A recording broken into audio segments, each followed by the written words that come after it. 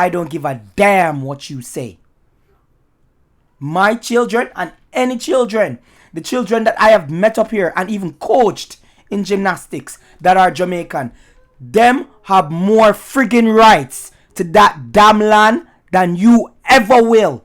Ever. And if they so to decide to come back home and live there, there's not a damn thing you can do about it. But they won't send me home. They will send you home. Not me, but you. Shut the hell up.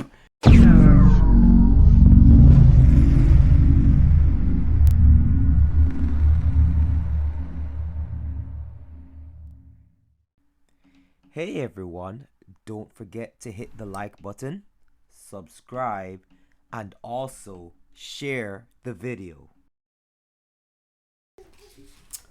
Okay people, so before we get started, this is my passport. If you look inside, you can see this is me. You understand? A younger me. This is when this passport actually started to be given out, the new passport. The last type of passport was the blue one, them, the big fat blue one, them. I don't have that because, you know, when it became irrelevant and I didn't need to travel, I just used this one. All right. This, my friends, is my, let me see if I can pull it up a little bit closer.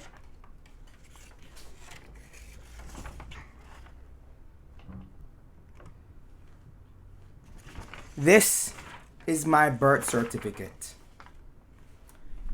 Our certificate, as Jamaicans would say. This is my birth certificate. All right.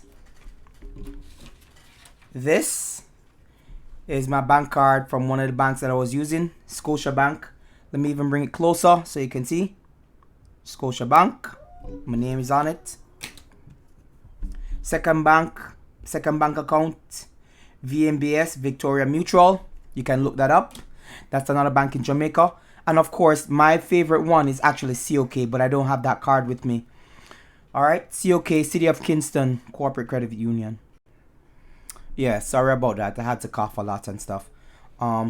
She claims she's more Jamaican than any Jamaicans born outside of Jamaica with Jamaican parents. I would beg to differ. I would really and truly beg to differ. Now, I just want to say a couple of points before I even get into the Anansi stories. The first point I want to make is black people, especially us as Jamaicans. You ever realize all these culture vultures are always coming out of the woodwork to steal our culture and claim it as their own, or claim it as even more than the people that are born outside of Jamaica who consume more of our products? These people, they're culture vultures. They want to take everything that is positive about Jamaica, but nothing that is negative about Jamaica. You understand? When you, as a Jamaican, if you go to China or anywhere else and you have children there, they are not considered Chinese. They're considered Chinese citizens. It don't matter if you sleep with a Chinese woman or sleep with a Chinese man and breed for those people. That child will never be considered Chinese. Now, something else that I like to talk about, and I think it's very, very important to talk about, is how racist these Chinese are to black people. And I've said it before in videos in the past about my own relatives that I've never met. Never met them. You understand? Not only that, but friends that I have that are mixed Chinese as well in Jamaica, that talk about their horror stories with their relatives that they know. Right? Let me tell you something. They always say, oh, Chinese are more family oriented and stuff like that. Let me tell you something. I have friends that talk about, you know, their experience with their Chinese relatives a lot, especially a girl that I was dating.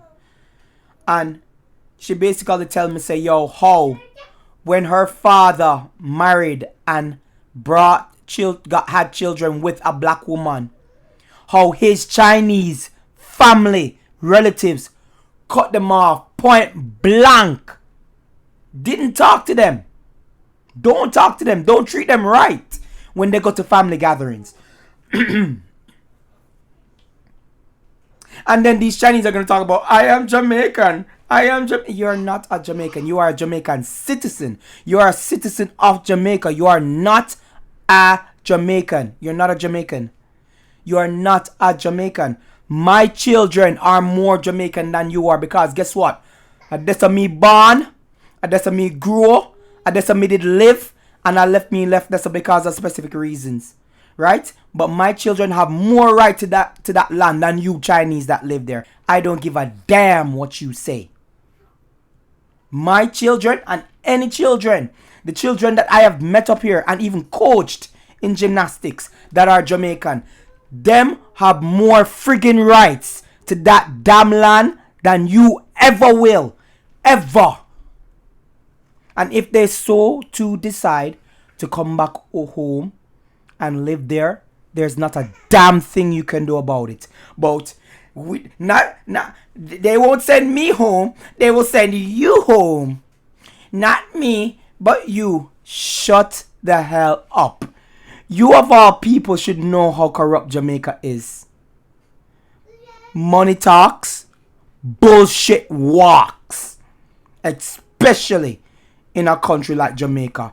And nobody can say to me about that, because that's me born, grow, raise, and live there. So I've just been out of Jamaica for 10 years. You think I still don't know what's going on? I've lived there for majority of my damn life. Majority of my damn life I'm living in Jamaica. So I don't know what the hell this woman I talk about. Now, to address the issues of melting pot. Right?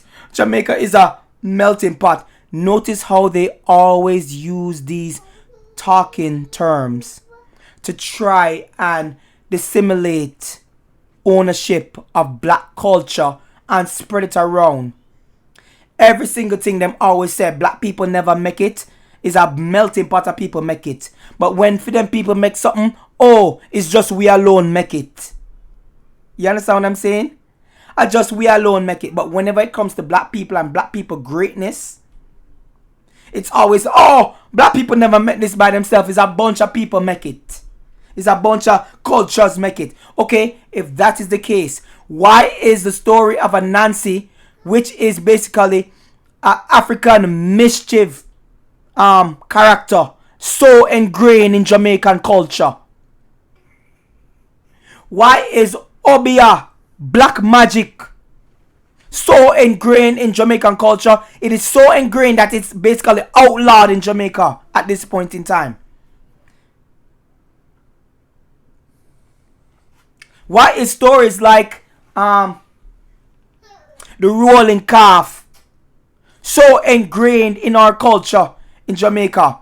If Jamaica is a melting pot of all these different cultures coming together to create out of many one people, you don't even know why that motto was created, bitch. I apologize for that. I really don't like to swear. But I'm upset, and for good cause too. I have every right to be upset as a Jamaican. I have every right to be upset. My father's ancestors, my mother's ancestors, they spilled blood on this land. You understand? As I said, my mother's side, fear mother and grandmother mixed. My fear father, a straight black man. My father's father, straight black man. A mother, East Indian, mix.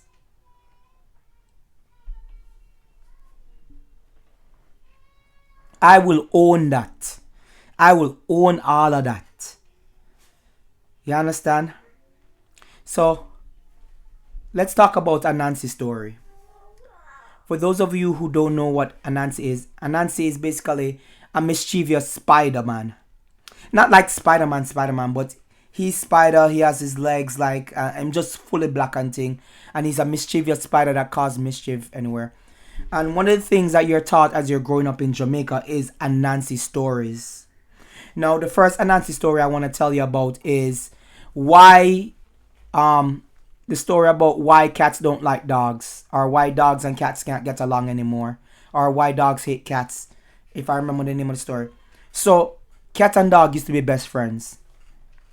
And Anansi used to hate that friendship between them. So, Anansi devised a plan to divide them. So, he approached them and him say, hey, which one on can eat porridge the best? And basically, dog said, me can eat porridge the best, man. Cat said, no, man. Me can eat porridge the best. So Anansi said, alright, let's have a contest to see who can eat porridge the hottest. So, him say, I am going to put the porridge them on the stove for 10 minutes. And then, when... and then I can take it off of the stove. And whoever can eat porridge the hottest is the winner. You see me? So, anyway, they both agreed to do this. They both agreed to the contest. So, Anansi basically went one side with Cat and approached Cat and said, yo, here's what you must do. After 5 minutes, take your pot off the stove and tell dog you're going to put it in the sun because the sun is the hottest thing that will heat up the porridge. And you want yours super hot. Alright, so Cat said, okay, him agree. So when the contest started now, Anansi put both the pots on the stove. And, it's boiling and stuff like that. 5 minutes passed, Cat got to dog and said, dog, yo, listen, this pot is not hot enough for my porridge. I gonna put my porridge out in the yard and make the sun heat it up because the sun is the hottest thing. So dog said, alright, you can go and do that, but I gonna keep my porridge on the stove. Dog actually thought that he was going to win because dog was like, cat a idiot. Cat not no sense, man. So, anyway, Cat basically took his porridge off the stove and put it in the yard for the next 5 minutes. And while dog's porridge was constantly being heated up on the stove for the next 5 minutes, which would be 10 minutes on a whole, right? Cat basically had his porridge cooling out in the yard. So his porridge completely cooled down in the next 5 minutes. So the time came, right? And both the porridge were put into a bowl for them to eat. And Cat just start namming porridge and thing like that, and start namming porridge because his porridge was cool, right? It was warm and cool. So him just start eat right away easily. So dog saw what was going on and was like, dip his spoon in and was ready and just like, and ball out and go, wah! Because the porridge bun him on him lip. Right? And Cat and Anansi start laugh at dog. So when dog realized what happened to him start run down Cat. And that is the story of why dogs hate cats. That is a Anansi story. And another Anansi story I'm going to give you right now is Anansi and his 5 friends. So there was a banana bunch up in the banana tree, but it only had 5 bananas. So, all of Anansi's friends, Anansi saw the bunch and him call them friends and tell them, say, yo, a bunch of bananas up in the tree, but it's only 5 and there's 6 of us. So them go and 5 of them friends go pick the banana and thing. So all of them felt bad that Anansi didn't have a banana. But Anansi said, no, man, it's alright, man. Just give me half of your banana. Each of you just give me half of your banana and thing. So everybody gave Anansi half of their bananas. And Anansi had 2.5 bananas, while everybody else individually had half. And that is the folklore of Anansi, which was brought with us as slaves to Jamaica from Africa. Um, you said Jamaica is not a African continent. I mean, sorry, country. Sometimes I get mixed up with these type of things. I guess you'd have to explain Obia, where even even Chinese people, and it's rumored that even politicians take part in black magic. That black magic, them call it science in a Jamaica. Them call it science. Just approach any Jamaican where you know in America and say to them, say, yo, y'all work in science, my youth, and see how them look at you. Them will look at you with great anger. Because basically they know exactly what you mean when you say that. Trust me, approach any Jamaican over say 17 years old and say to them, say, yo, y'all work in science in a Jamaica, or y'all work in science for me, Bridging, and see what they say to you. See what they would probably tell you about your clot, tell you a lot of Jamaican bad words. Now, moving on to the next topic, which is the Maroons.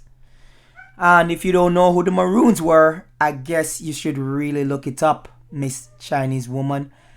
Right? So my question is this. If Jamaica is a melting pot of all these cultures coming together, where is the history of guerrilla warfare, which was done by Maroons? Where's the history of the Irish where you claim? Where's the history of the Irish you claim where they helped us to fight off the British in guerrilla warfare? Yeah, I know. I thought so too. Completely a lie. Anyway,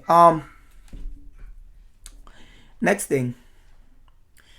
None of the Maroons, it is said and widely believed that when they were basically cornered, None of the Maroons, she used the last of her Maroon powers to kill the guys that shot at her. They shot her in the back, and she turned around and spit the bullets through her mouth and killed them, which was the last of her Maroon powers, and which is one of the reasons why she became a national hero. Well, I don't believe that's it, but I just wanted to say that. Anyway, these people, they're culture vultures. They come into black countries. They basically try to outnumber you by like breeding and breeding, because if you notice, they won't breed with black people. They will breed with their own people. Son, calm down, man. They will breed with their own people, and they will disrespect black people in that country as much as they want to, because they feel like they're, because of them skin color and thing. And it always hurts me when I see people in Jamaica bleaching. You understand? It's just absolutely not necessary for us to bleach. Anyway, the next thing I want to talk about is rolling calf. And I didn't even know about rolling calf until I was in primary school, in about 4th grade, when an incident happened in school, and then you had people telling about rolling calf, and I had to go home. And because my father is from St. Elizabeth, where stories like that are very widely known, I had to ask him, because I didn't ask my mother. My mother is basically from Kingston, St. Andrew. You know, them not really know them little ghost stories there. Or probably she does, but I didn't ask her. I asked my father. And my father was telling me that a rolling calf is basically, this cow that stand up on 4 foot, and how you know the rolling calf is near is that you hear like the cowbells are ring and the chains are ring. And people also stitch this video and tell me stories that you've probably heard about the rolling calf as well. Please stitch this video, and Jamaicans, please tell me what you've heard about the rolling calf. Anyway, my father said that whenever you hear the rolling calf, don't turn back and face it. You must run away.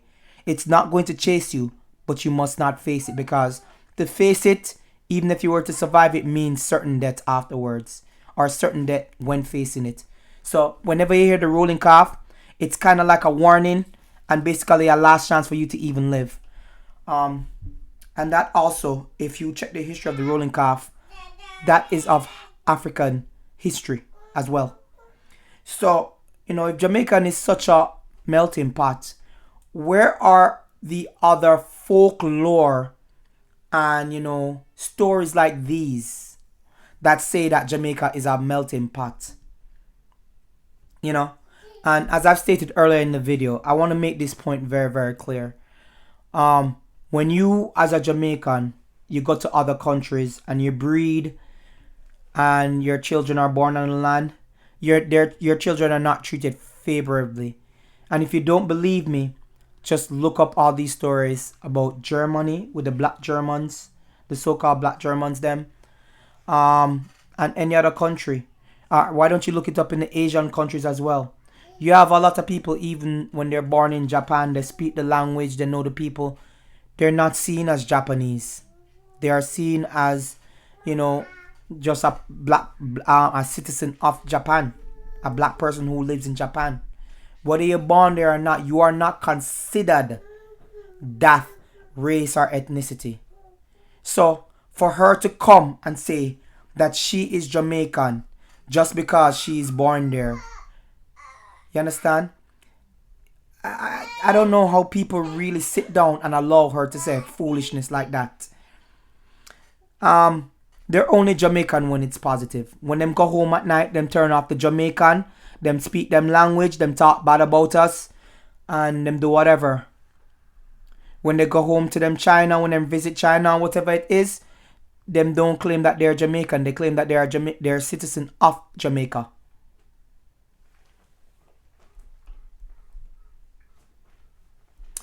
The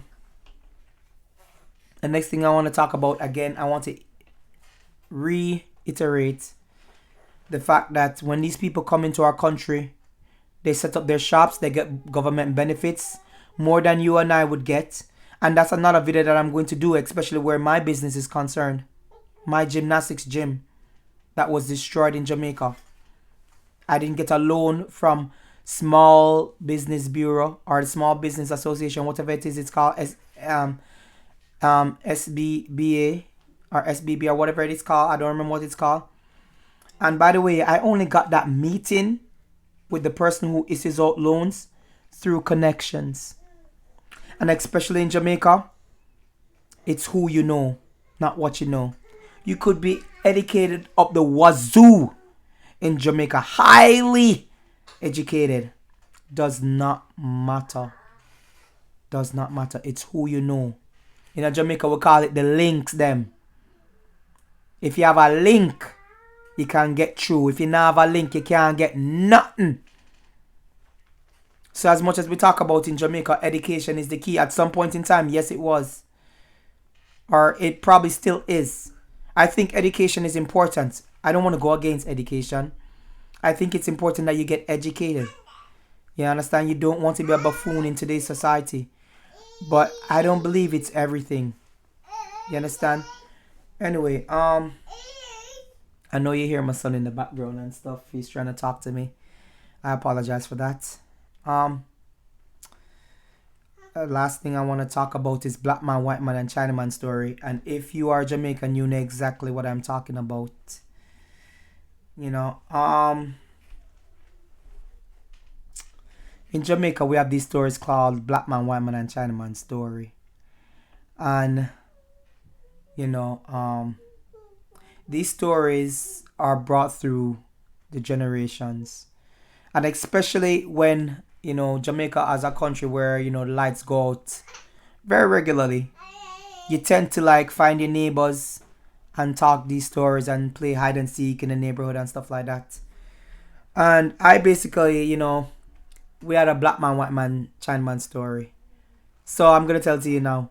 So there's a king, and he was playing ping pong, bang, bang, bang, and the ping pong ball got destroyed. So he said for black man, white man, and Chinaman to create a ping pong ball for him. But he said not just any ping pong ball. Who can make the biggest ping pong ball will get to marry my daughter. So Chinaman go in and him make a ping pong ball like this. The king see it and he's like, no thank you, that's too small. White man go in and him go create the ping pong ball, baseball size. And the king said, yo, that is amazing, man. That's amazing. All right, you win. I don't even have to say anybody else ping pong balls. So, before he even says something else, him just hear a trucker go, verp, verp, verp. So it's black man that driving a truck, a trailer truck, and pull up the hill, and open up the back, and two big ping pong balls just roll out of the truck. And the king was like, whoa, black man, you win. You get my daughter, man. You can marry her. So, them having a feast after the wedding now. You have the banquet, them at the banquet, and everybody's congratulating black man.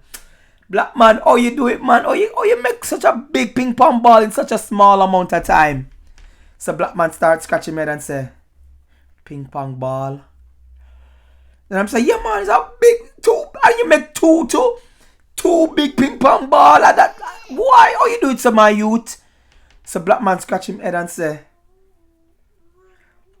ping pong ball. Me swear it say King Kong balls.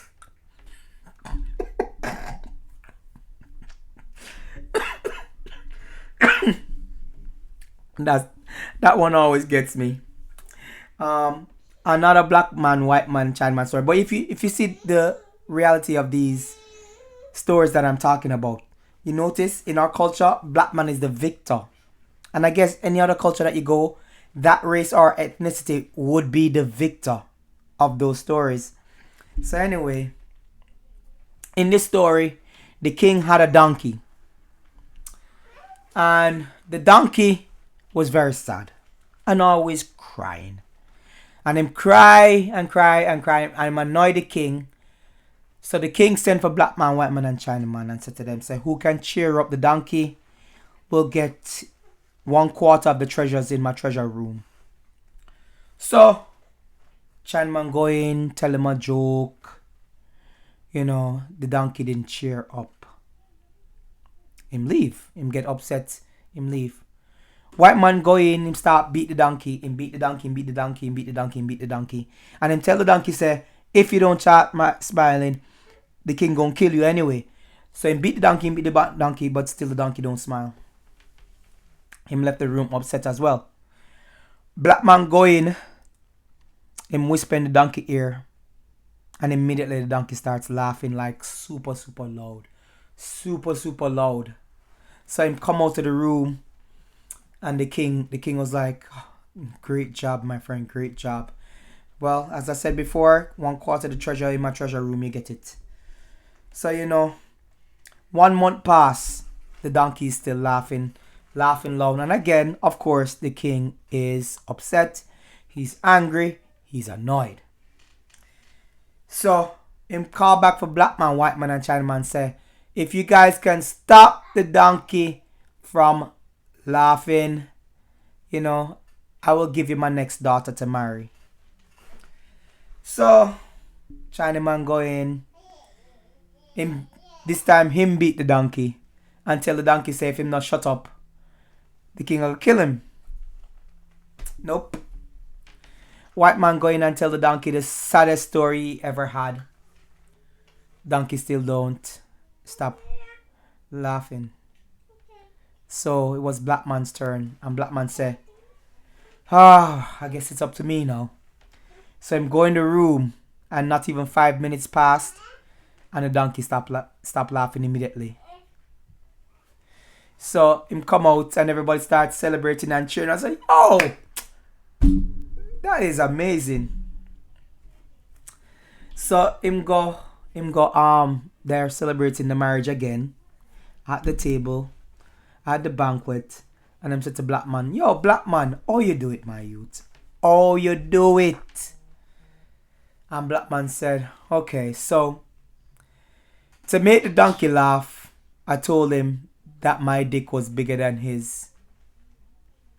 And then to make him stop laughing, I showed it to him. I can't hold a straight face. I'm sorry. That one was super funny when we heard it the first time. So, anyway, with that being said, let me say something else before I close out this video. You see this?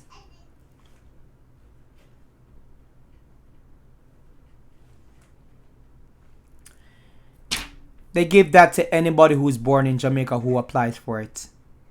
That don't make you a Jamaican. That don't make you a Jamaican. That makes you a citizen of Jamaica. You think we as black people could have gone Russia and say we are Russian?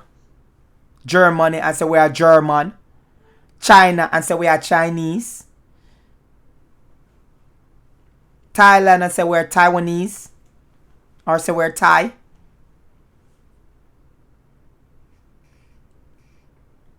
I think we need to stand up for our own culture and defend it till the very last drop. Just as how our ancestors defended the land, we should defend the land. None of their people spilled blood or died on that land for the land. None of their people built the infrastructure that is Jamaica, what it is right now. Even you look in construction, even if a Chinese man is in construction and him own the company, but it's the black labor a build it. And that me need to talk about. A black people are build it. And we build infrastructure. Stop make them come and talk about say them are this and them are that. They are culture vultures. They couldn't make it in their own culture, so they came and tried to steal ours. Being born on that land don't mean that you are a Jamaican. Your blood never spill upon the land there. Your ancestors never fight feet and them never get enslaved upon it. You're not a Jamaican. You are a citizen of Jamaica. I'm in a business when nobody wants to say. Bombard. Anyway, people, I guess I missed out on some other topics too that I wanted to talk about, but I'm going to close it off right here. This is the Christian Jamaican Coolie. Peace. I'm out.